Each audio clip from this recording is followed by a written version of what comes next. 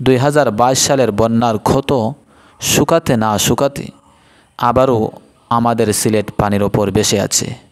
এটা আমাদের হাতের কামাই। একজন মানুষ তার অধীনস্থ যারা আছে তাদের প্রতি কখন সে ক্ষিপ্ত হয়, কখন সে তাদের উপর রাগান্বিত হয়ে তাদেরকে শাস্তি দিতে চায়।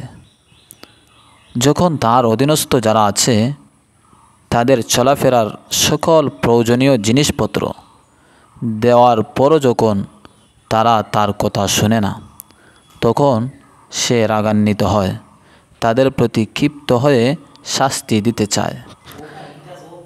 ঠিক তেমনি আল্লাহ তাআলার অধীনস্থে আমরা আজও জীবিত আছি। আল্লাহ তাআলার দেওয়া সকল নিয়ামত ভোগ করার পরও আমরা আল্লাহ তাআলার নাফরমানিতে লিপ্ত আছি।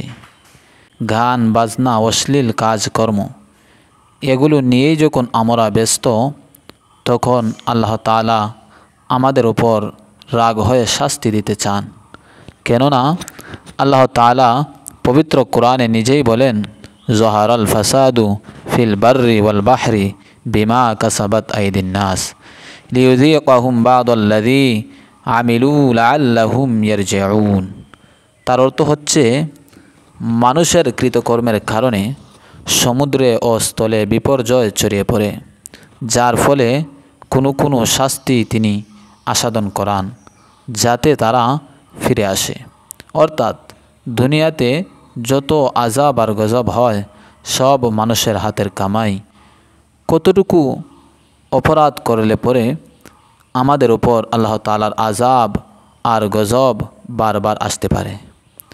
2022 সালের বন্যার ক্ষত শুকাতে না শুকাতে আবারও আমাদের সিলেট পানির ওপর ভেসে আছে।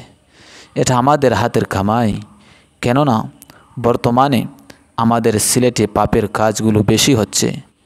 গান বাজনা, ছিনতাই, রাহাজানি, যাত্রা, উরুসসহ বিভিন্ন নাফরমানিতে লিপ্ত হচ্ছে সিলেটের মানুষেরা।